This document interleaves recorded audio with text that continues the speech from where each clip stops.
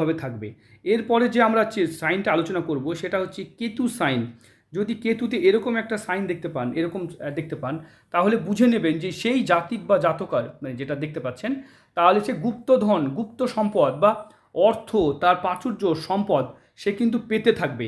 আচমকা লটারি প্রাপ্তি, লটারি একটা নেশা, অনেকে লটারি নেশার মতো কাটে, সেটা ঠিক নয়। লটারি কখন নেশার মতো কাটবে না, মাঝে মাঝে একটা দুটো ঠিক আছে। তাহলে এই যে নেশা, নেশার মতো জিনিসটা সে কিন্তু করতে পছন্দ করবে। তাহলে আমরা যেটা বলছিলাম, তবে এই লটারি অবশ্যই মাঝে মাঝে কাটবেন। আর যেটা বলছিলাম যে গুপ্ত সম্পত্তি বা গুপ্ত ধন পাওয়ার যোগ থাকবে। দেখা গেল 10 লাখ টাকার একটা সম্পত্তি আপনি 2 লাখে পেয়ে গেলেন, তার 8 লাখ টাকা পাওয়া হলো।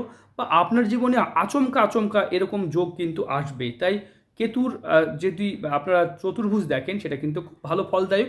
বেশিরভাগ ক্ষেত্রে ভালো ফল দেয়, কিছু কিছু জায়গায় খারাপ ফল দেয়ও, সেটা আমরাও বলবো কোথায় কীভাবে খারাপ ফল দেয়।